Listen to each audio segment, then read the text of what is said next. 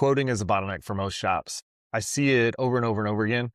The sales team does a bunch of work to get new opportunities in the door, and then it sits in the estimating room for weeks. And so one of the best ways to alleviate this bottleneck is to qualify the quotes before sending them to the estimator. And so what qualification looks like is going to be different for existing customers. Obviously, there's an expectation to some degree to quote things with existing customers, but with new customers, you really need to qualify several things before deciding to estimate it. So first would be, why are we quoting this? Was this a new part? Is it a new product?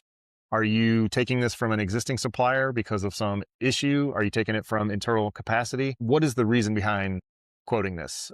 We all know there's a lot of quotes out there that are just pricing, where they have to get 3 quotes to appease whatever purchasing mandate they have. So we want to flesh that out before spending the time to put that quote together and make sure this is actually an opportunity we could win. Secondly is annual demand. So when you're talking to a new customer, if it's a tiny potential customer, you don't want to be nearly as aggressive, or you may not even want to take it on. Whereas if it's a big long-term agreement with a big OEM that could be a blue chip customer, you want to do a lot to increase your odds of winning that customer. So second would be annual demand, to find out what's the potential that you could possibly support that client with if it all worked out. Third is target pricing. So finding out, where do I need to be to win this business? And if they won't tell you, there's skillful ways you can ask 2 or 3 times to actually get to it. And if they still won't answer, you could throw out specific pricing far in one direction or another.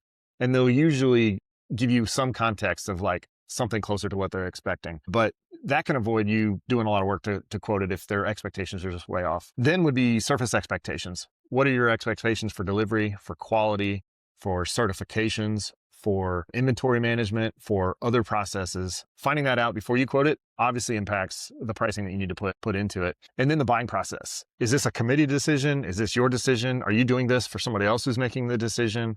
What's the timeline on when an order would happen? Is there any supplier audit requirements that would need to happen before they could place an order?